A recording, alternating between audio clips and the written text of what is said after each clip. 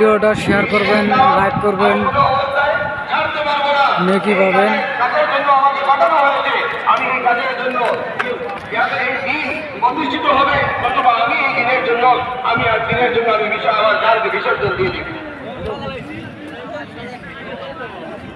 হযরত আবু বকর সিদ্দিক রাদিয়াল্লাহু তাআলা আনহু নবী আলাইহিস সালাতু ওয়াস সালামের পরে ইন্তেকালের পরে যখন ওসামা রাদিয়াল্লাহু তাআলা লশকরকে পাঠানোর ব্যাপারে মশওয়ারা হচ্ছিল, ওই সময় ওমর রাদিয়াল্লাহু তাআলার মতো ব্যক্তি উনিও রায় দিয়েছিলেন যে এই জমাতে কারো পাঠানো না হোক, এই জমাতে সব মানুষ বসে গেছে।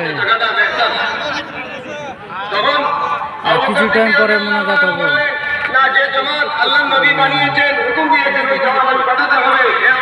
তুমি জাহিলিয়াতের যুগে তুমি সাহসী ছিলা, আর এখন তুমি ইসলামের যুগে তুমি কাপুরুষ হয়ে গেলে, এটা কেমন কথা? তোমার প্যান্ডেল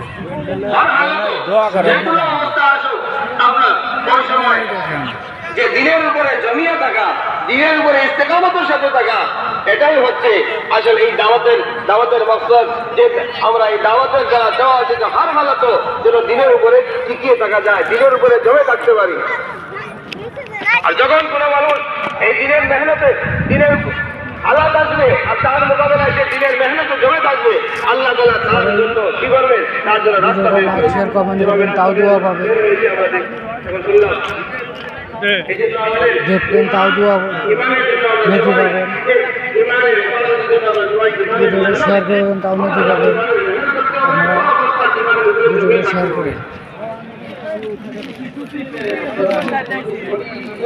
তাহলে ওই সাইডটা দিয়ে দে বাচ্চা